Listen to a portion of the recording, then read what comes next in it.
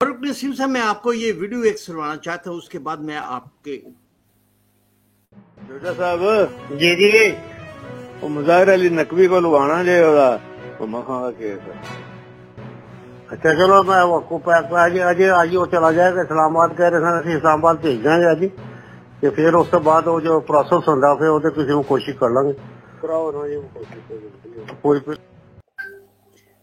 फारूक नसीम साहब, क्वेश्चन ये है कि खान फारूक साहब बात कर रहे थे कि ये जो है, ये जो टेप आई है, इसमें वो जो है वो जो CCPO का उसके बाद का हुआ है वो इट्स नॉट इफेक्टेड एनीथिंग। इनका कहने का मकसद ये था कि ये मुजाहिर अली नकवी ने जो परवेज इलाही बात कर रहे थे CCPO गुलाम जो डोगर साहब है उनके मुतालिक, और उनका चार्ज नहीं हुआ, लेकिन वो फैसला तो उन्होंने कर दिया था। लेकिन उसके बाद जो यास्मीन राशिद की जो ऑडियो लीक्स हुई थी, उसके बाद ये चीजें रुक गई थी कि उनको उन्होंने ज्वाइन करना है कि नहीं करना। क्या कहेंगे आप इस बारे में, सारी सिचुएशन के बारे में?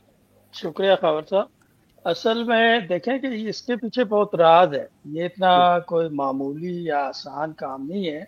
आप ये देखें कि जो आपका मुज़ाहिर अली नकवी है, उसने तो फैसला दे दिया। सुप्रीम कोर्ट के जो 2 जजों पे मुश्तमिल बेंच था, उसने फैसला दे दिया कि इसे जो है फौरन जो है वहां पे लगा दिया जाए। लेकिन आप ये देखें कि आपका इलेक्शन कमिश्नर बोर्ड और आपकी निगरान हुकूमत जो आई है, उन लोगों ने वादे तौर पे मना कर दिया और उसे जो है पोस्टिंग वहां नहीं दी है जब इसकी ये लीक आई है। आप ये देखें कि उसको लगाने का मकसद ये है कि जो ज़मनी इंतखाबात होने या होने जाएंगे, ठीक है, वो किसी भी तरीके से जो है वो बेहतर अंदाज से जो है वो इलेक्शन कमीशन उसको वहां पे हेल्ड नहीं कर सकेगा।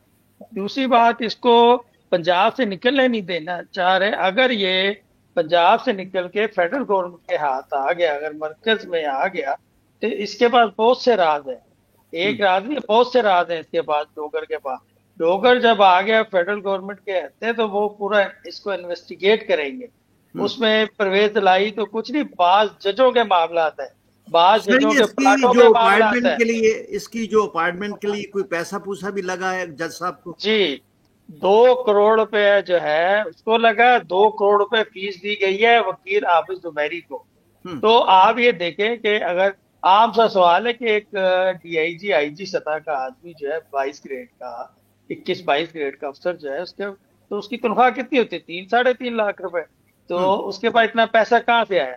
बहरहाल वो जराए होते हैं पैसे आने के, या फिर इस पे इन्वेस्ट किया गया है, या फिर इसने जो है अपनी पोजीशन का नाजायज फायदा उठाते हुए जजों को इनको जो है सहूलतें फराहम की है।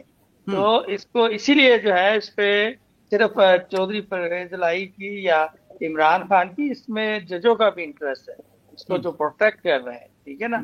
लेकिन अभी इसको प्रोटेक्ट नहीं कर सकेंगे। एक आप ये देखेंगे आज जो सुप्रीम कोर्ट में आज भी एक गैर मामूली इजलास हुआ है, जिसमें मैं तो इसे कहूंगा मुल्जम मुज़ाहिर अली नकवी के अलावा तमाम सुप्रीम कोर्ट के सीनियर जज शामिल थे, और इस पे मुसलसल ये जो प्रेशर पड़ रहा है कि ये इस्तीफा दे।